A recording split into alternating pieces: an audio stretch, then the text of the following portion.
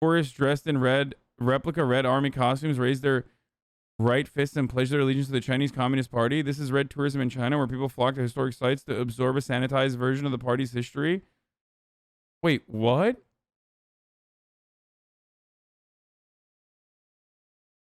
What the fuck? Why are they...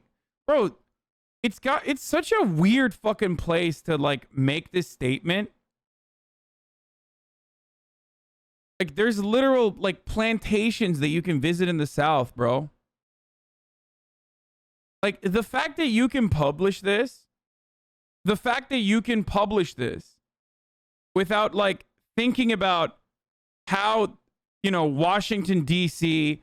or how Pennsylvania or how numerous parts of the American tourist attractions that revolve around like the sanitized version of American history operates, shows that like all you need to do is just say tankies and everyone will go along with it and just be like, wow, that's crazy. I can't believe they're doing that. Like, why is it always that like whenever, and by the way, this is like ridiculous, but it's also incredibly fucking commonplace. So I find it so remarkable that like we have this point of view and people literally just like they just go along with how strange this is, like as though it's just happening in China or something.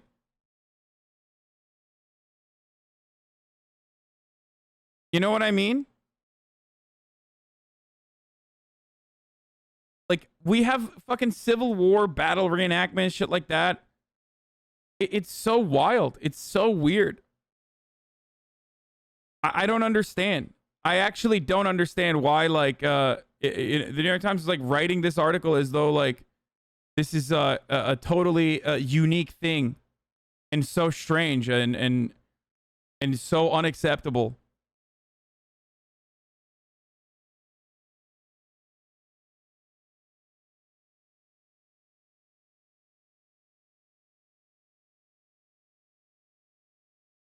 I really don't understand. Well, people saying we carved our leader's face on the fucking mountains.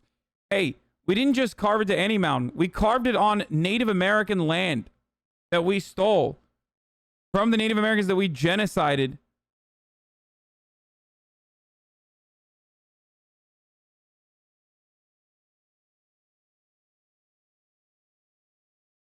That's so wild. Like,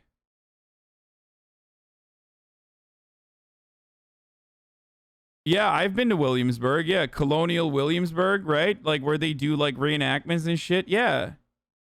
Same guy who invented peanut butter did Mountain Rushmore. Did you know that, bro? Wait, really? No shot. You're lying.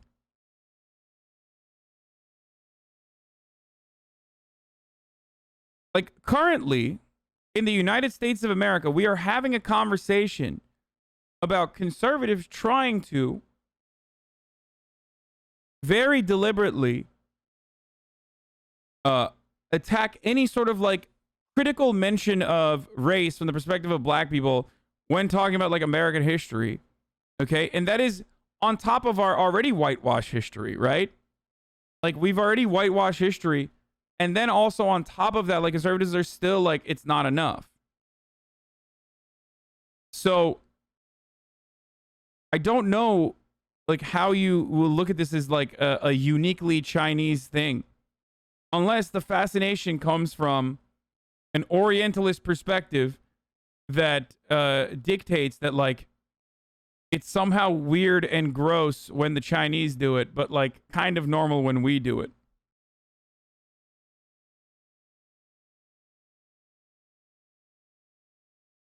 So,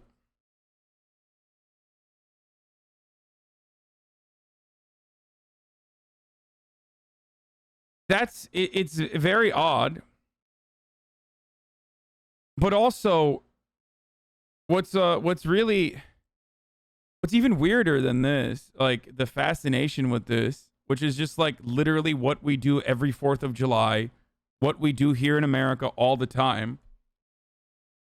What's even weirder is that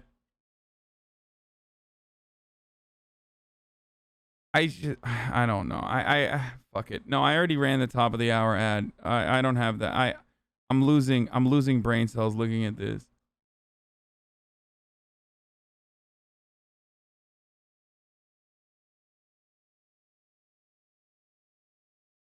It's not that I'm tired. It's like, dude, literally, uh, uh, talking to chat for an extended period of time lately has just been a burden on my brain. I swear to God.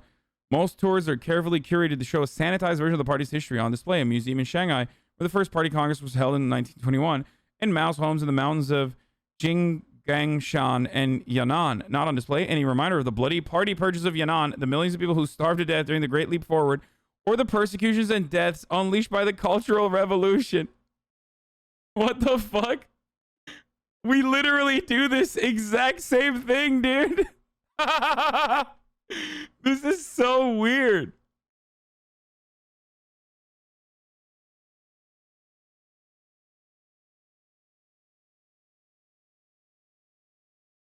What?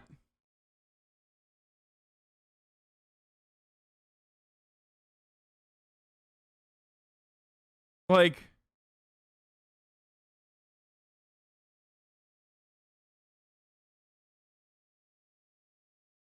I don't understand it. Funny how Americans are so worried about other countries and their histories, but can't even handle our own.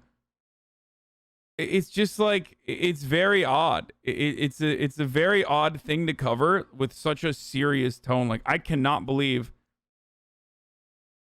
a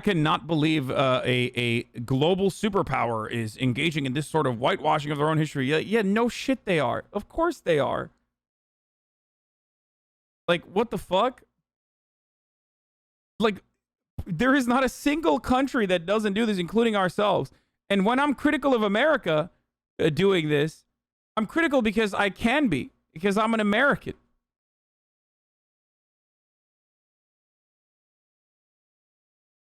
It's an op-ed or an actual editorial? No, this is not an editorial. This is an actual article written on the New York Times. This is like a legitimate New York Times piece talking about the whitewashing of Chinese history.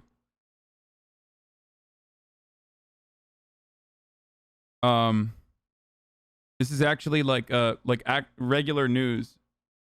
It is not. It's not an op-ed.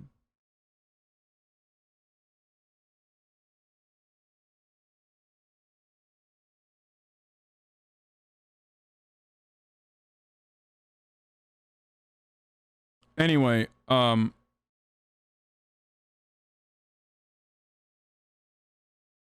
I don't understand. I like, yeah, I know. Of course they are doing this. This is like what every fucking country does. At a theme park in Yan'an.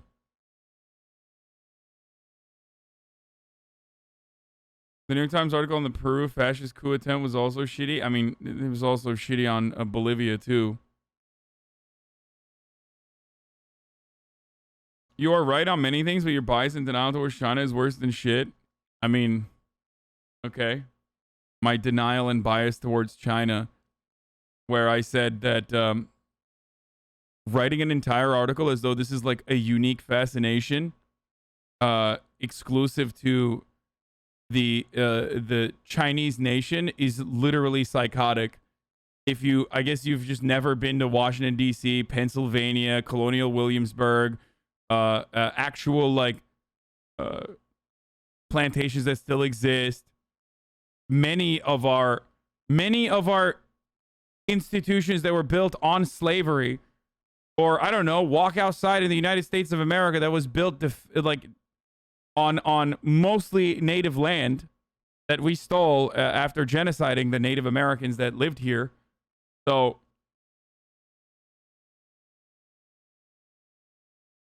yeah, no, I'm letting you know that yes, it is bad. Okay, China bad. China bad, boys. Okay, I hope you're happy about that. Like, but this is my confusion stems from the way that this is portrayed as like a unique phenomena exclusive to this Orientalist gaze that we have towards our foreign adversary.